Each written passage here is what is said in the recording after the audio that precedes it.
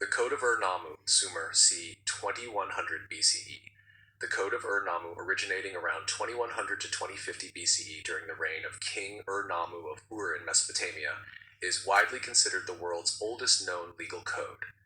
Written in Sumerian cuneiform on clay tablets, it predates the more famous Code of Hammurabi by several centuries and provides invaluable insights into early legal traditions, governance, and social structures in the ancient Near East.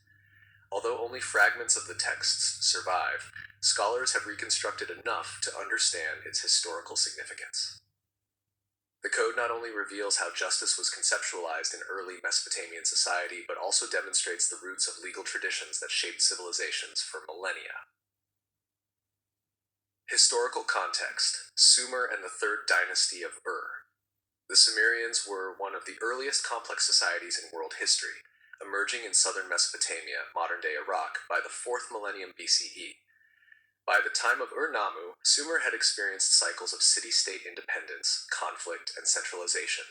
The Third Dynasty of Ur-III, founded by Ur-Nammu around 2112 BCE, represented a revival of Sumerian power after the Akkadian Empire's decline. Ur-Nammu established himself not just as a military ruler, but as a unifier and lawgiver. In Mesopotamian political ideology, the king was seen as the guardian of justice, Sumerian Nixi-Sa, appointed by the gods to maintain balance and protect the weak. This divine mandate justified his authority and framed his laws as expressions of cosmic order rather than arbitrary decrees. The Code of Ur-Nammu fits directly into this context, blending practical rules of justice with religious legitimacy. Discovery and reconstruction of the code. The fragments of the code were discovered in the 20th century at the ancient cities of Nippur and Ur. Written in Sumerian cuneiform, the tablets were incomplete, but scholars, particularly Samuel Noah Kramer, managed to reconstruct much of the text. While fewer than half of the original laws survive, around 40 provisions have been identified. The prologue and epilogue frame the code in the king's voice, asserting that Ur-Nammu, chosen by the gods, established justice in the land.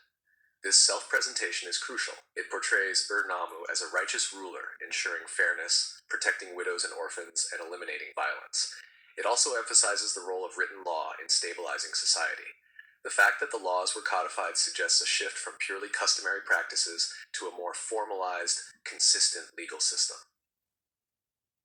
Structure of the code. The Code of Ur-Nammu follows a casuistic format, case law style, which later became common in Mesopotamian law. Instead of abstract principles, it provides conditional statements. If X happens, then Y is the consequence. This practical structure made it easier for judges and officials to apply rulings consistently. The text is divided into 3 main parts. 1. Prologue. Ur-Nammu claims legitimacy from the gods, An and Enlil, declaring that he was appointed to bring justice and peace. He emphasizes the removal of violence, the protection of vulnerable groups, and the establishment of fairness. 2. Laws. Specific regulations concerning crimes, property, marriage, slavery, and economic transactions. These are written in conditional form. 3. Epilogue. A reaffirmation of the king's justice and his role as protector of the people. Legal principles in the code. The Code of Ur-Nammu is notable for its emphasis on compensation over corporal punishment. Unlike the later Code of Hammurabi, which famously employed the principle of lex talionis, an eye for an eye, Ur-Nammu's code often prescribed monetary fines. For instance, if a man commits murder, he must pay a set weight of silver as compensation. If a man causes injury, he is required to pay damages rather than suffer physical retribution. In cases of theft or adultery, monetary penalties were also common. This reflects a society where law sought to restore balance rather than inflict reciprocal harm. Compensation allowed victims and their families to regain stability while maintaining social order. At the same time, the code imposed harsh punishments for certain crimes, especially those threatening social stability. For example, if a man commits robbery, he may face death. Adultery, depending on the circumstances, could also result in execution. The difference between compensatory and capital punishments suggests a hierarchy of offenses. Economic or personal disputes could be settled monetarily, while crimes undermining public order required severe deterrence. Social structure. Reflected in the code. The code reveals a stratified society with clear distinctions between free persons, dependents, and slaves. Penalties varied depending on the status of the offender and the victim. Free citizens, Lu, had greater rights and were expected to pay higher compensations. Slaves, Arad, Geem, were subject to harsher treatment, and their lives carried less monetary value in legal disputes. Women appear frequently in the laws, particularly in matters of marriage, divorce, and adultery. While patriarchal, the code provided certain protections for women, especially widows and those wronged by their husbands. For example, if a man divorced his wife without cause, he was required to pay her compensation. This provision, though limited by modern standards, indicates an attempt to safeguard women's basic rights in family matters. Religion and justice. Mesopotamian kingship was inseparable from religion. In the prologue, Ur-Nammu asserts that the gods An and Enlil entrusted him with kingship to establish equity in the land. Justice was not merely a human construct, but a divine man-mandate. By codifying laws, Ur-Nammu aligned his rule with divine order, portraying himself as a mediator between gods and people. Temples also played a role in legal matters, often serving as sites for contract writing, debt recording, and judicial proceedings. Thus, the code reflects not only royal authority, but also the intertwining of legal and religious institutions. Comparison with later legal codes.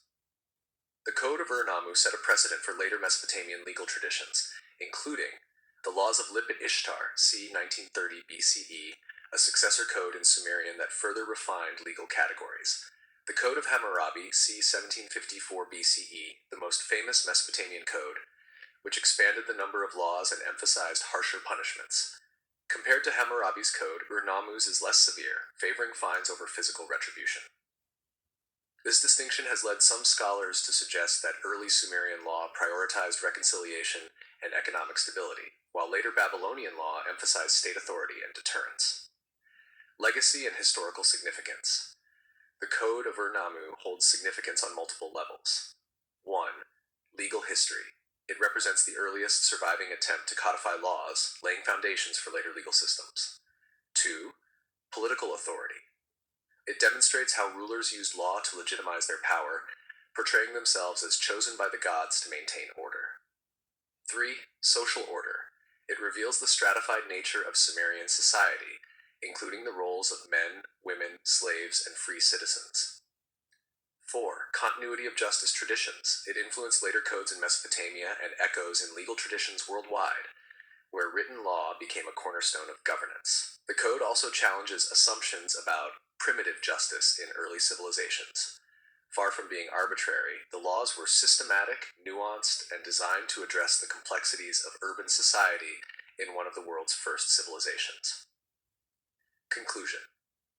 The Code of Ur-Nammu stands as a remarkable testament to the sophistication of Sumerian civilization at the dawn of recorded history.